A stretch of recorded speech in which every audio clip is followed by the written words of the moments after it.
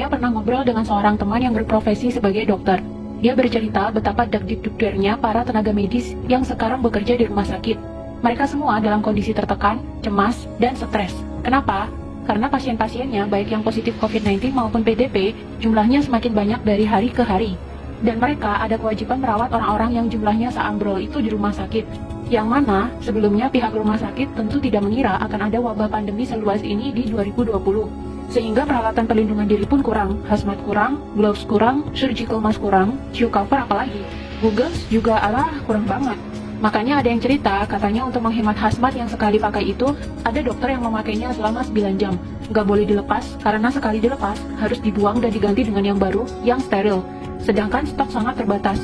Jadi dalam 9 jam itu, dokter tidak boleh makan, minum, pipis, dan BAB. Biar APD, terutama hazmat yang sudah dipakai tidak perlu dilepas dan dibuang. Sedangkan dalam sisi lain, mereka harus menahan keringat, panas, lapar, haus, dan menghadapi merawat pasien-pasien yang saya yakini pasien-pasien itu juga dilanda ketakutan dan stres yang sangat signifikan. Pasiennya stres, dokternya sudah kewalahan, ikutan stres juga. Ya akhirnya bulat di situ-situ saja. Pasiennya nggak sembuh-sembuh, dokternya juga lama-lama capek dan ikutan stres. Yang nggak kuat fisiknya akhirnya ikutan tepar. Bagaimana cara membantu hal ini supaya cepetan berakhir? Solusinya jangan sampai sakit. Saya di awal sudah sangat tidak setuju dengan masifnya media-media mainstream yang bolak-balik memberitakan angka penderita COVID-19 setiap saat. Memberitakan jumlah korban meninggal, memberitakan korban meninggal yang jenazahnya ditolak, memberitakan warga dan tenaga medis yang diusir dari kampung atau kompleks akibat COVID-19, dan masih banyak lagi. Apakah ada media yang memberitakan bahwa banyak penyakit-penyakit lain yang sudah biasa kita temui di kehidupan sehari-hari sebenarnya justru lebih mematikan? Coba Anda lihat data berikut ini. Penyakit kanker setiap tahunnya membunuh 8,9 juta jiwa. Berarti dalam setiap bulan ada sekitar 741.600 lebih manusia yang meninggal. COVID-19 sejak jadi pandemi hingga April 27, 2020 membunuh hanya 198.842 jiwa saja. Silakan Anda cek sendiri di situs resmi WHO. Padahal, COVID-19 baru jadi pandemi dimulai sejak Januari 2020. Katakanlah sudah ada 3 bulan sampai sekarang, maka COVID-19 baru membunuh 66.000 orang setiap bulannya. Jumlahnya loh, cuma 8,9% dibandingkan dengan kematian akibat kanker. Dan sekarang sudah diterapkan lockdown di mana-mana yang katanya cara ini efektif menurunkan kurva paparan COVID-19. Walau sebenarnya kalau saya lihat skema lockdown juga curiga sih. Hehe. Karena akibat lockdown ini, masyarakat justru semakin takut dan ekonomi mandek. Kantor dan toko yang buka dipaksa tutup, orang jadi nggak punya penghasilan, karyawan dipotong gajinya, pengusaha banyak yang bangkrut. Pemerintah jadinya harus sedia banyak dana, selain untuk kebutuhan medis, tapi juga untuk stimulus ekonomi dan bantuan warga terdampak PSBB, supaya orang-orang tidak kelaparan akibat tidak bisa cari nafkah. Kalau nggak ada dana, ya hutang dong. Namanya penyakit, itu kalau nggak sembuh, ya meninggal dunia. Kalau kita lihat data, yang meninggal hanya 6,9% saja dari yang terpapar. Berarti yang 93,1% kemungkinan sembuhnya tinggi. Ayo melek data, jangan mau otaknya ditakut-takutin media. Media memberitakan COVID melulu, akhirnya cuma menebarkan kekhawatiran dan ketakutan. Orang yang khawatir, takut, was-was, sistem imun tubuhnya malah turun. Akhirnya malah kena penyakit macam-macam. Kalau dia bolak-balik melihat berita COVID, dan dia jadi khawatir dan stres karena COVID, dia bisa saja malah kena COVID-19 sungguhan. Sistem imunnya kalah sama ketakutan dan stres. Jadi bagaimana solusinya supaya kita nggak sakit dan nggak merepotkan tim medis? Yang pertama, matikan televisi. Nggak usah nonton televisi kalau beritanya COVID melulu. Masih lebih mending kalian nonton drama Korea, walau sambil nangis-nangis kayak kecipratan bawang merah. Alihkan perhatian kalian ke hiburan-hiburan lain yang lebih menyenangkan.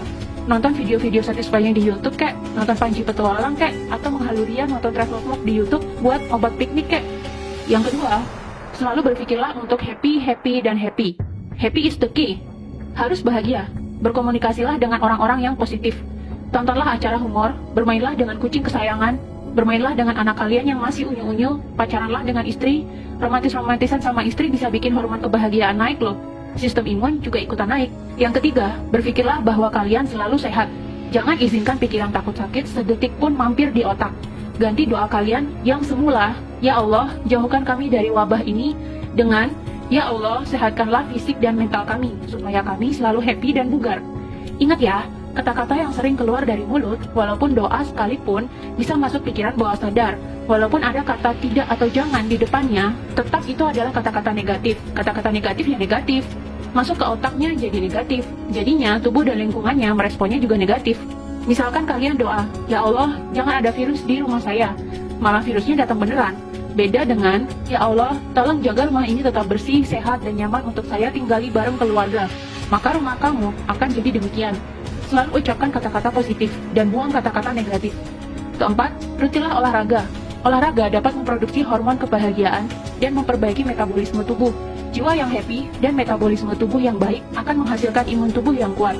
Kelima, jaga kebersihan. Sering-sering cuci tangan pakai air dan sabun. Tanpa rasa khawatir. Cuci tangan karena niatnya pengen bersih, bukan karena takut COVID-19. Percuma kamu cuci-cuci bolak-balik sampai pakai sabun dicampur alkohol sekalipun, tapi kalau pemikiranmu isinya takut, dan takut saja, ya resiko tertular COVID-19-nya malah tinggi. Keenam, jaga jarak.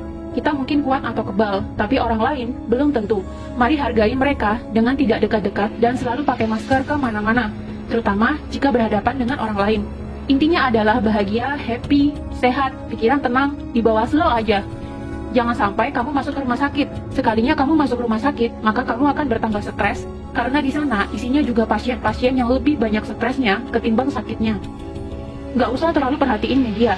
Matiin televisinya kalau beritanya nggak enak melulu. Hiburan masih banyak. Ayo melek data. Jangan mau ditakut-takutin media.